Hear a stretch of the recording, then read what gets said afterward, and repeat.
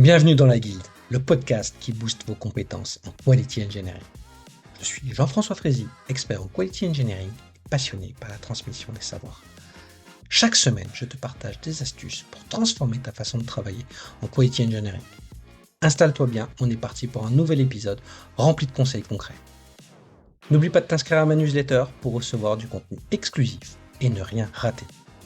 Chaque semaine, je te livre des méthodes actionnables, des outils efficaces et des stratégies sur les meilleures pratiques du moment, avec des formats courts, pratiques et accessibles à tous.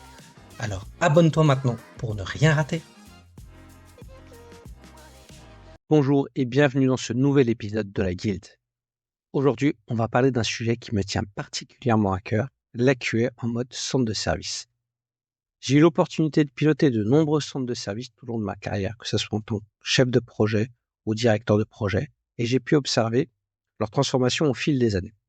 Avant, on fonctionnait beaucoup avec des équipes complètement séparées, en mode QA versus Dev, on était en cycle en V, et aujourd'hui, avec l'agilité, ce modèle a dû s'adapter et évoluer.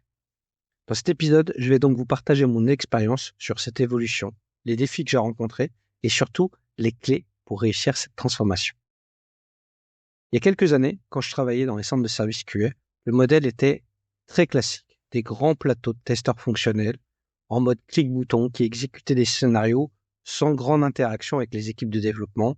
Il y avait un chef de projet qui faisait le lien, qui faisait aussi et très souvent office de test manager et qui mettait en place la stratégie de test, et les QN mettaient vraiment plus des testeurs exécutants que participer forcément activement à cette stratégie. La QA était vraiment une entité à part, dans une équipe totalement séparée des développeurs. On recevait les spécifications, on exécutait les tests, on remontait les anomalies et on recommençait. C'était très rodé et ça fonctionnait bien pour ceux qui pilotaient les centres de service.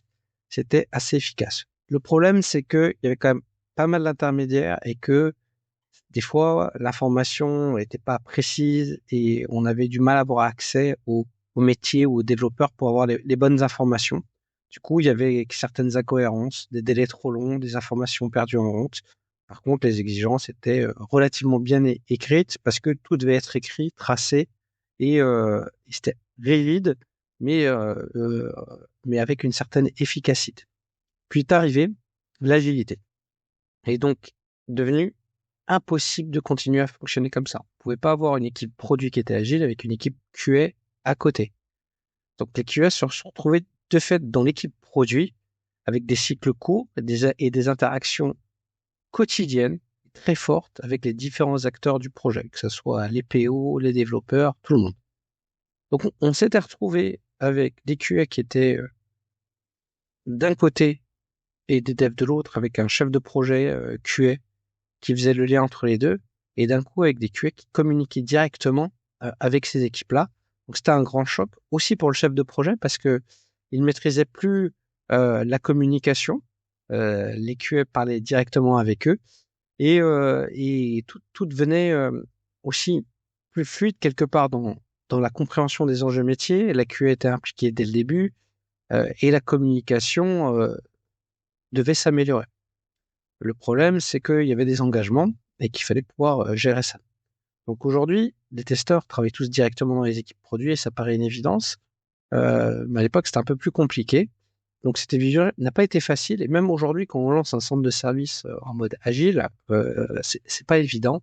Et il faut que tout le monde puisse trouver un juste équilibre pour que ça se passe bien. Donc aujourd'hui, les QM peuvent plus juste exécuter les tests. Le testeur qui est dans l'équipe, il doit être capable de prendre des décisions, les argumenter, challenger une stratégie de test, collaborer au quotidien avec le reste de l'équipe produit, et ce, sans la validation du chef de projet. Donc ça implique plusieurs défis inhérents à cette nouvelle organisation.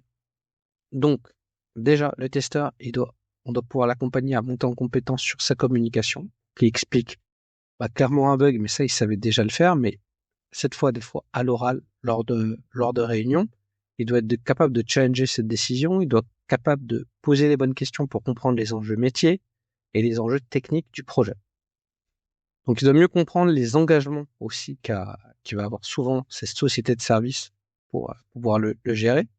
Et ils doivent pouvoir penser qu'ils doivent remonter aussi un risque sur le projet, à son chef de projet, pour qu'il puisse en parler en comité de suivi projet, en comité de pilotage.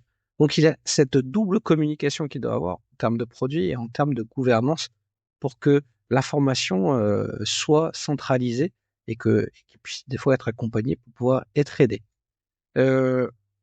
Pour ça, le chef de projet aussi, il doit faire quelque chose qu'il ne faisait pas avant, c'est il doit faire confiance. Il faut qu'il laisse le testeur prendre la parole, il faut qu'il accepte qu'il va se tromper des fois, qu'il ait sa place légitime dans les discussions, alors qu'avant c'était lui l'unique décideur, l'unique point de contact du projet.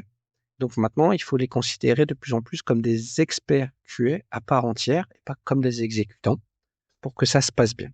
Donc ça implique quand même un changement déjà de mentalité, mais aussi d'avoir les bonnes compétences pour pouvoir le faire. Donc je parlais de communication, mais aussi dans les attentes techniques et méthodologiques. Il faut que la personne soit très bon dans ses méthodes, très bon dans la technique, de plus en plus qu'elle acquiert l'automatisation. C'est un prérequis aujourd'hui non négligeable pour travailler dans des équipes agiles.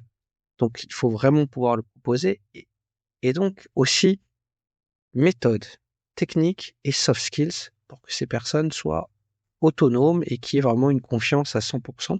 Donc s'ils l'ont pas, il faut vraiment les accompagner pour qu'ils puissent être en capacité de poser les bonnes questions, d'avoir un discours clair dans ses explications, savoir aussi négocier sa charge de travail et pas la subir, et vraiment travailler en équipe de part et d'autre.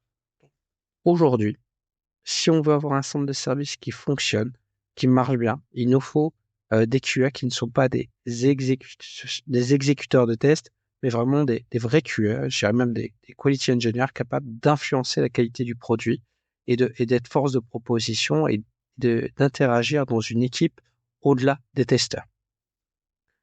Donc pour réussir cette transformation en centre de service QA, que ce soit sur un centre de service qui se soit in situ, donc avec les gens qui sont sur le site du client, que ce soit à l'extérieur des équipes ou en nearshore, la problématique est la même. Il faut miser sur des soft skills, former en continu sur les outils, sur la communication, sur la gestion des priorités, sur les nouvelles pratiques et accepter surtout qu'il y ait des loupés, surtout au début, que ce soit en termes de communication, en termes de gestion. Et ces petites erreurs vont les faire progresser beaucoup plus vite. Et donc, il faut leur donner la confiance par défaut et les intégrer complètement aussi dans des institutions qui sont stratégiques, notamment sur la stratégie de test, stratégie de qualité, et pas les laisser de côté si on veut qu'ils puissent grandir et avoir cette autonomie. Aujourd'hui, un centre de service QA performant, c'est plus une équipe isolée, mais c'est vraiment des experts dans leur métier, qui est la QA, qui s'intègrent dans des équipes produits, qui collaborent activement et qui contribuent directement à la qualité du logiciel. Donc j'espère que cet épisode vous a plu. N'hésitez pas à me faire un retour. Si toi aussi tu as vécu une transformation de centre de service un peu compliquée, qui t'a posé des contraintes avec des défis que tu as rencontrés, bah n'hésite pas à revenir vers moi, à m'en parler en commentaire de cet épisode ou sur LinkedIn. Donc n'hésite pas à partager cet épisode et je vous dis à très bientôt pour un nouvel épisode.